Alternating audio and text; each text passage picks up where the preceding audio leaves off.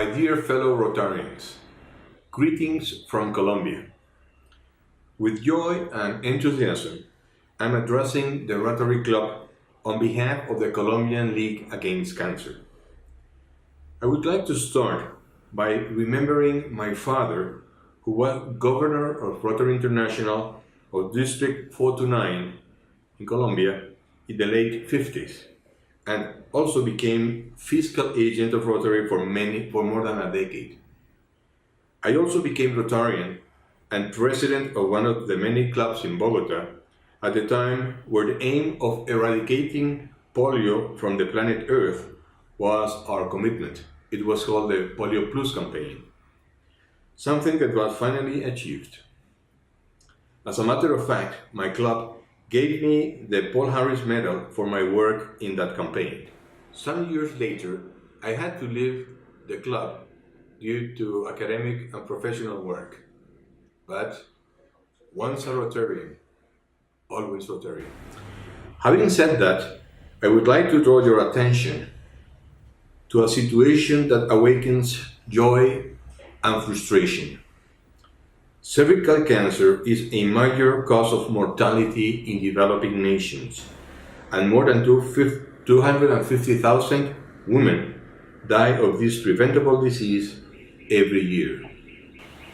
And now we have a vaccine against the virus that causes this disease, the human papilloma virus. That vaccine is safe and effective and can prevent this cancer amongst many other cancers. What happened in Colombia with the HPV vaccination program is a story of light and shadows, happiness and tears.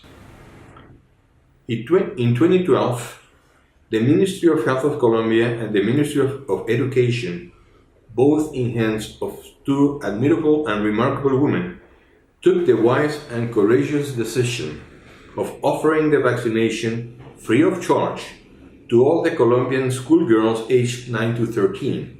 Now it has been extended to 17 years old.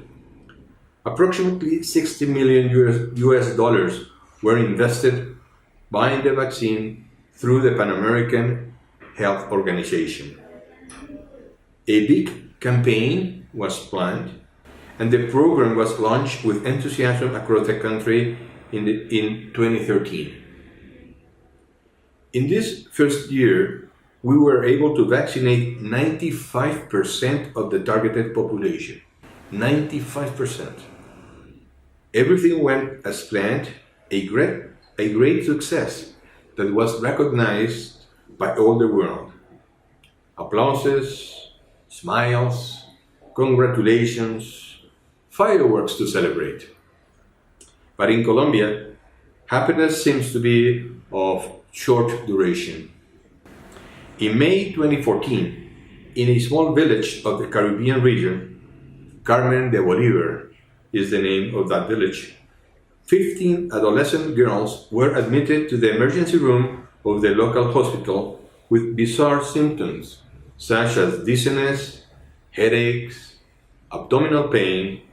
Some of them fainted on admission, vomiting and nausea. The 15 girls were from the same school and from the same grade. Initially, the episode was interpreted as a food poisoning event. Few hours later, most of the girls were discharged home in good condition. All the young patients mentioned that some months before, they had all been vaccinated against HPV. Needless to say that all the girls of the village had been vaccinated, as had been the 95% of the girls of Colombia, as I mentioned before. In the following days, more female youngsters came to the hospital with similar symptoms, up to 550. All of whom had been vaccinated long time before they consulted. Who and why someone blamed the vaccine as the culprit of the symptoms is something that, as far as I know, remains in mystery. The truth is that many girls kept on coming seeking medical attention, and the capacity of the small local hospital was overwhelmed and chaotic. Una emergencia se registra en Carmen de Bolívar, donde decenas de niñas a quienes se les aplicó la vacuna contra el virus del papiloma humano sufrieron problemas de salud. El gobierno ordenó el desplazamiento de una comisión científica al municipio y el traslado de varias de las menores de edad a Bogotá para estudiar el caso. Los sorpresivos desmayos ya afectaron a 72 estudiantes y sobrevienen después de náuseas, dolencias corporales y debilitamiento de las extremidades.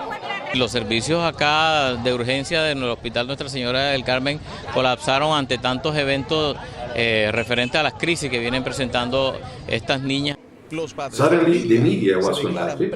Newspapers and TV cameras were all over the place interviewing parents, students, and local politicians. And the issue of these girls became national news. The Ministry of Health and the National Institute of Health sent their medical teams to figure out what was happening. And a thorough investigation was carried out and later published that showed that no infection nor post-vaccine adverse event was to be pointed as the cause of the symptoms. This very serious and well-conducted work was never of the interest of the news media nor the journalists. The bad is news, the good is not. Unfortunately, when the President called the Ministry of Health to get the information from first hand, the minister told him that there was no reason to be worried about, that the girls were fine, and that the event was some sort of massive psychogenous reaction.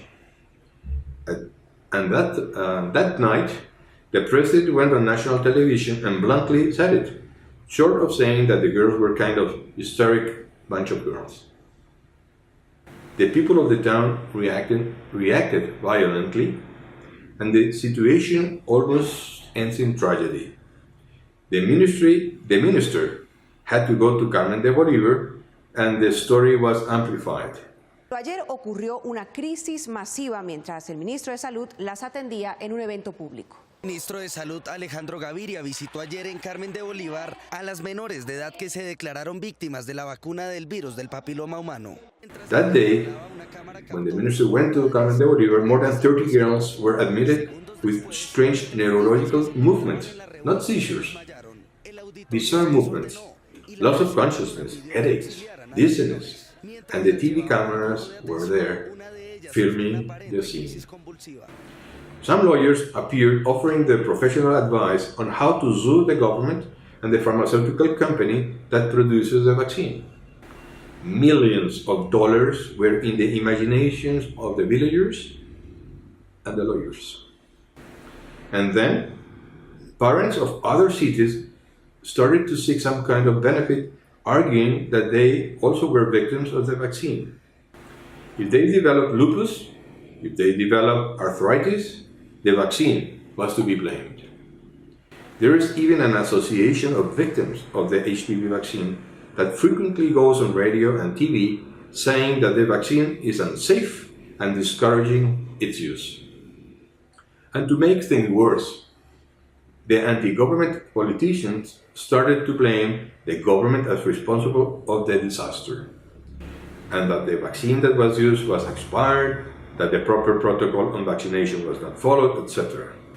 To complete the drama, the Colombian National Academy of Medicine wrote a letter that was made public saying that the vaccination campaign should be modified in light of what had happened, seeding more doubts on the safety of the vaccine. The Colombian National Academy of Medicine. Amazingly.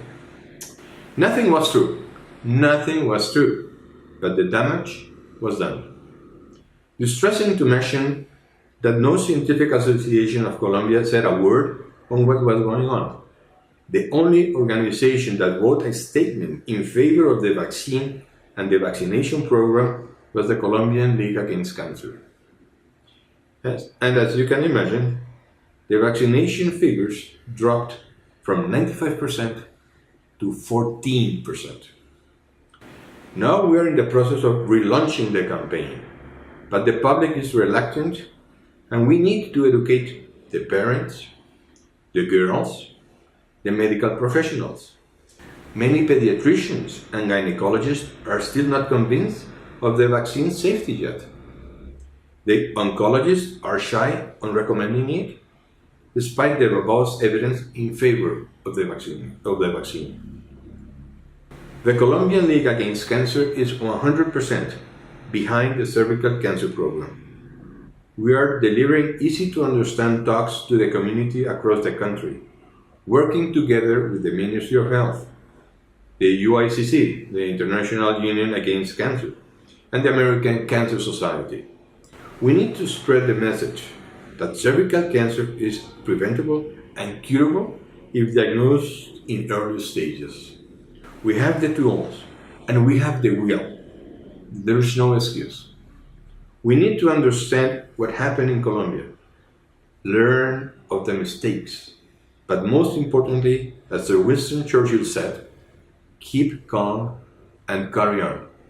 This campaign is for the women of the world, and we owe them that. We need to empower women to demand what I believe is the most important achievement of modern oncology, the vaccine against the virus that produces cervical and other cancers. Vaccination hesitancy is a worldwide problem, and education and communication are the only vaccines against ignorance and prejudice. Finally, I would also like to seed in your minds and hearts the possibility of repeating the successful story of Polio Plus, this time against HPV, in developing countries that can't afford a vaccine. I'm not thinking on just one country. I'm thinking on mankind. Thank you very much for your kind attention.